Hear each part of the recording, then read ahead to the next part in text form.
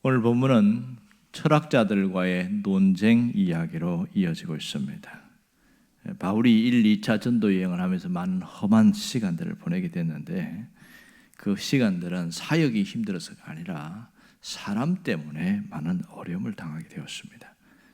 데살로니가에서 유대인들의 집요한 방해 때문에 베레아까지 왔는데 또 베레아에서도 그 사실을 알고 쫓아온 거죠. 할 수 없이 아테네까지 내려오게 되어진 겁니다. 이 아테네는 지역 자체가 마게도냐 지역이 아니라 아가야 지역입니다. 그래서 무려 320km나 되는 먼 거리를 자기 의지와 상관없이 내려오게 된 것이죠. 그는 실라와 디모데를 베리아에 두고 잠깐 먼저 와서 기다리고 있는 동안에 약간의 여유가 생겼습니다. 주변을 둘러보면서 가장 놀란 것은 이 학문과 문화의 세계, 지식의 세계에 그런 도시였던 이 아테네가 엄청난 우상으로 깔리는 걸 보고 많이 충격을 받은 것이죠. 그래서 온 이 충격 때문에 격분을 하게 되는데, 그러면서 그가 그 격분함을 감정으로 드러내거나 막 우상에다가 막 페인트를 칠하거나 뭐 이렇게 뭐 부셔버리거나 그렇게 하지 않았습니다. 그는 오히려 그들과 말로서 논쟁을 하는, 그들이 좋아하는 것을 갖고 시작하게 된 것이죠. 이 아테네는 기원전 5세기, 그러니까 예수님이 오시기 500년 전에 가장 문화가 융성했던 그 도시였습니다.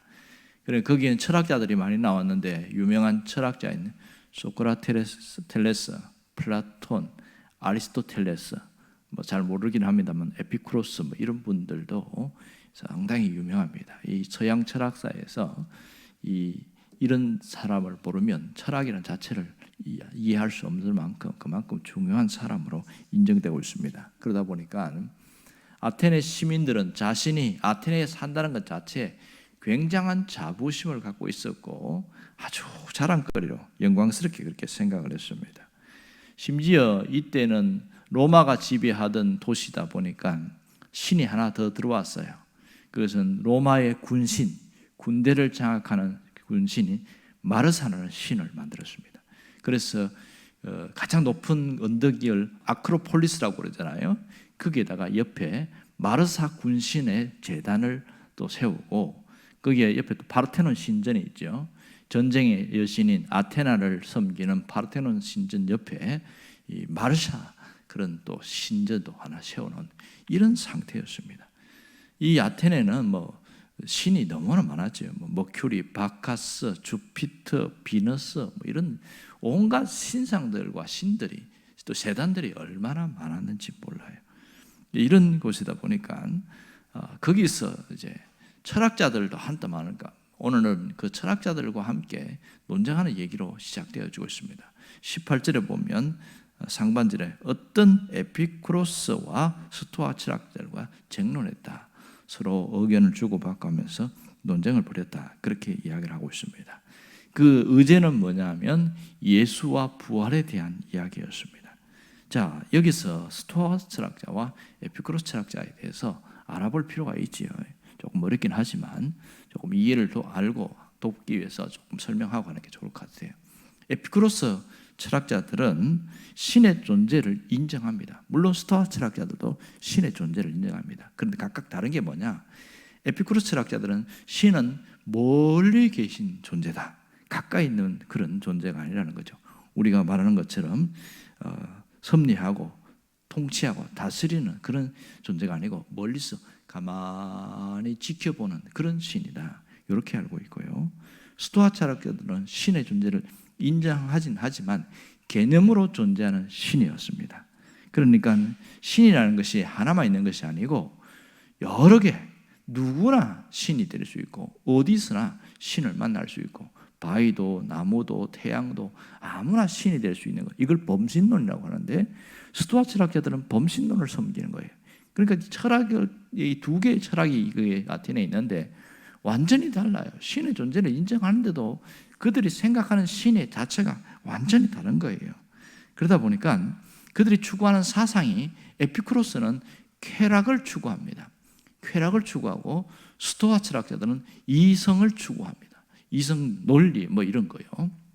그러다 보니까 에피쿠로스가 추구하는 철학은 원래 사상이 육욕의 쾌락이 아니었는데 무엇이었냐면 그러니까 고통과 공포, 온갖 두려움, 그런 죽음에 대해서 늘 그들은 고민을 하면서 그 죽음으로부터 피할 수 있는 마음의 평정의 상태를 쾌락으로 보았어요.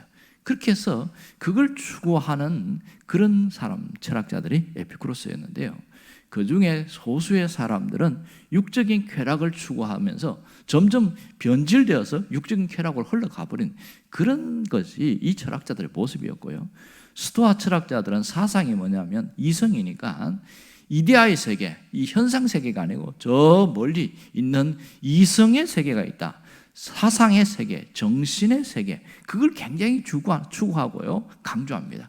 새로운 지식을 굉장히 중시합니다. 그러니까 같은 철학을 하는데 완전히 극과 극을 이루는 그런 자들이었던 것을 알 수 있죠.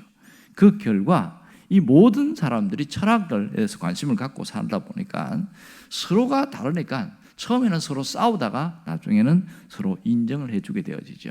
결국은 이 큰 두 개의 물줄기가 아테네에서 흘러오게 됐는데 하나는 향락 문화입니다. 쾌락을 추구하다 보니까 향락이 아주 그런 게 익숙해진 거예요. 그리고 하나는 이 힘의 문화입니다. 이 로마가 오면서 더 영향력이 강해졌죠. 이 향락과 힘, 그 다음에 새로운 지식, 뭐 이런 것들이 판을 치고 있었는데요.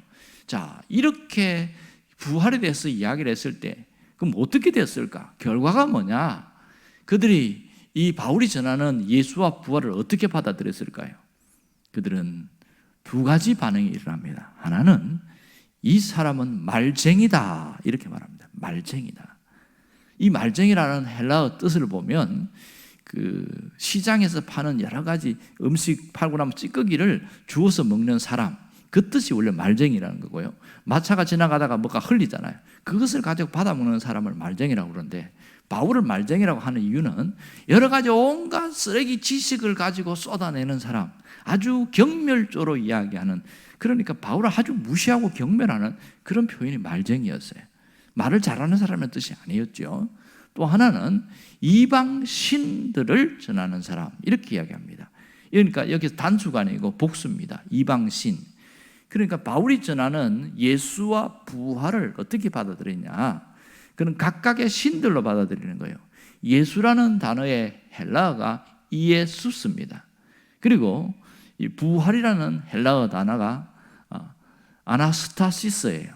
근데 그걸 신으로 본 거예요. 이에수스 신과 아나스타시스 신이다.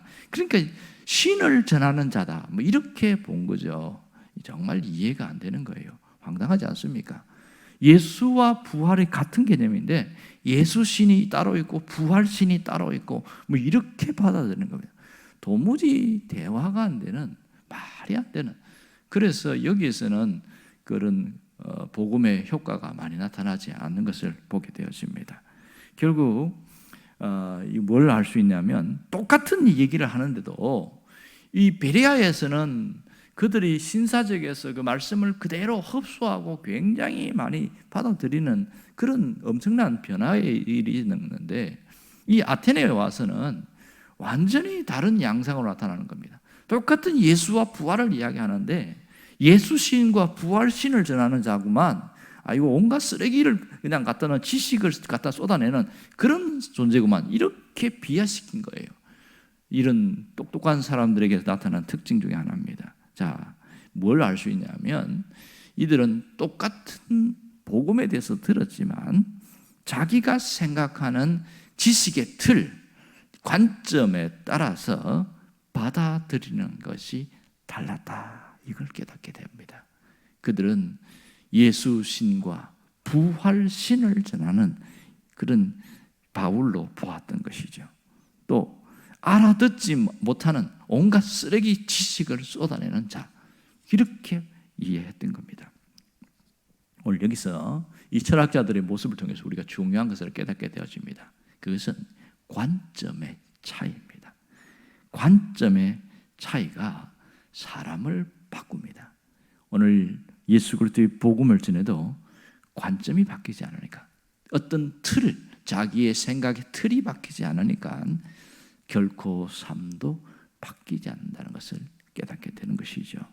여러분, 그리스도인이 된다는 것은 관점이 바뀌는 거죠. 사고의 틀이 바뀌는 거예요. 세상적 가치관을 가진 사람이 기독교 가치관으로 바뀌는 것을 그리스도인이다 이렇게 말합니다. 진짜 예수를 믿으면 신분의 변화가 일어나는 걸 합니다. 새로운 피조물이라는 신분의 변화가 일어났어요.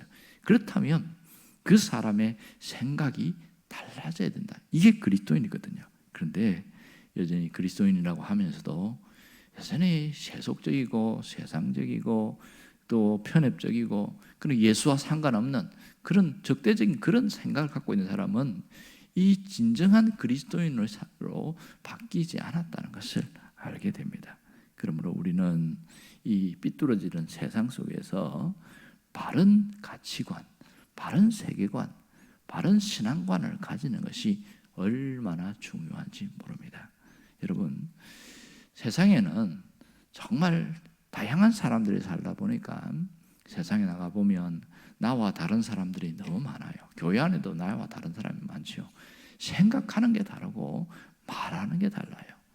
그러다 보니까 나와 다른 사람에 대해서 어떤 적대적 감정을 갖게 되는 경우가 종종 있습니다.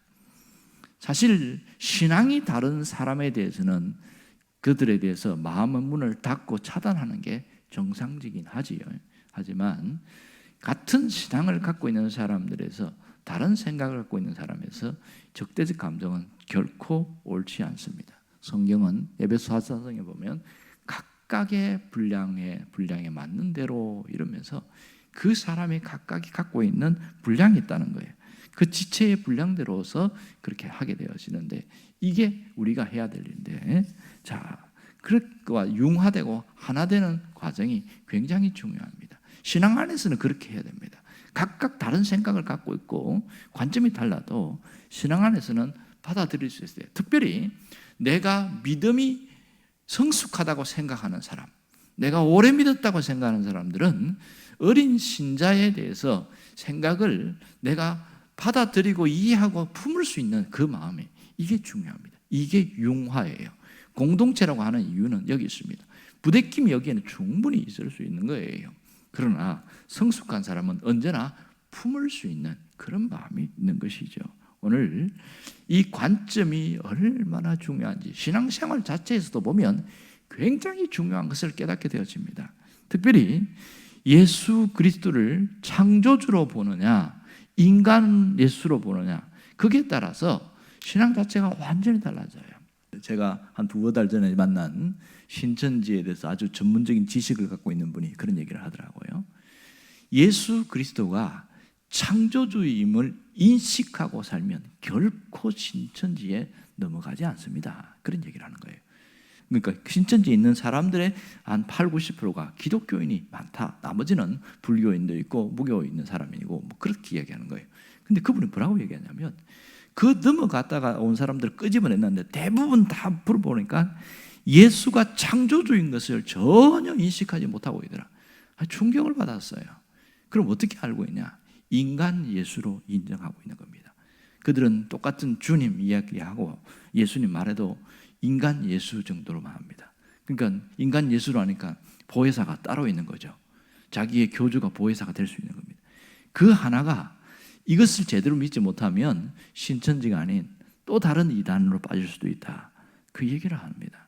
야, 이 창조주에 대해서 고백이 확실하면 이단으로 결코 넘어가지 않는다. 그 하나 관점이 얼마나 중요한지 새삼 깨닫게 됩니다. 우리는 성경을 통해서도 충분히 알 수 있는 게 뭐냐면 똑같은 걸 보았는데 어떻게 보았느냐에 따라서 완전히 다른 평가를 내리는 것을 종종 보게 되어집니다. 민수기 13장과 14장에 보면은 그 가나안의 정 앞에서 가데스 바네아 지역에서 드디어 이제 12명의 정탐꾼들이 40일 동안 땅을 탐지한 이후에 보고하는 사건이 나옵니다. 거기에서 보면 뚜렷하게 드러나는 것이 관점입니다. 10명은 뭐라고 그러냐면 그 땅이 다 좋다고 그래요. 10명이, 12명이 다 한꺼번에 이야기한 것이죠. 다 좋은데 10명은 뭐라고 이야기하냐면 좋긴 좋지만 사람들이 거인들이 살고 있고 성벽이 워낙 견고하기 때문에 우리는 거기에 들어갈 수 없습니다. 이렇게 평가를 해버리는 거예요. 해석을 한 거죠. 그리고 우리는 메뚜기 같은 존재로 보입니다. 이러면서 우리는 못 들어간다. 이게 결론이에요. 그런데 두 명, 여호수아와 갈렙은 뭐라고 이야기했냐면 이 크고 견고한 성읍이 있는 건 맞습니다. 이렇게 다 인정하고 우리는 그렇게 그들과 벌써 키도 차이가 나고 뭐 그들과 어떤 모든 것이 우리는 칼도 없고 제대로 뭐 싸울 무기도 없는데 그들은 다 준비되어 있고 이것을 인정하는데 해석이 달라요. 해석이 뭐냐면 여호와께서 우리와 함께 하시기 때문에 우리가 갑시다. 그들은 우리의 먹잇감입니다. 자 보세요. 그들의 생각의 차이, 관점의 차이가 이렇게 결과가 달라집니다. 하나는 10명은 메뚜기 신앙으로 전락해버렸고 2명은 먹잇감 신앙으로 바뀌어버리는 거예요. 아니 똑같은 걸 보면서 왜 이렇게 해석이 달라지느냐? 그것은 관점의 차이입니다. 그러므로 내가 철저하게 말씀으로 무장되어지는 이 신앙으로 세워질 때 바로 바른 관점을 갖고 바른 생각의 틀을 갖고 살게 되어지는 것이죠. 점점 우리 안에 있는 이 부정적인 것이 빠져나가고 세상적인 것이 점점 빠져나가고 그러면서 긍정적인 신앙과 그 다음에 기독교적 신앙으로 철저하게 세워지는 이렇게 되어질 때에 우리의 신앙은 온전하고 견고할 수 있다는 것을 잊지 않기를 바랍니다. 기도하겠습니다.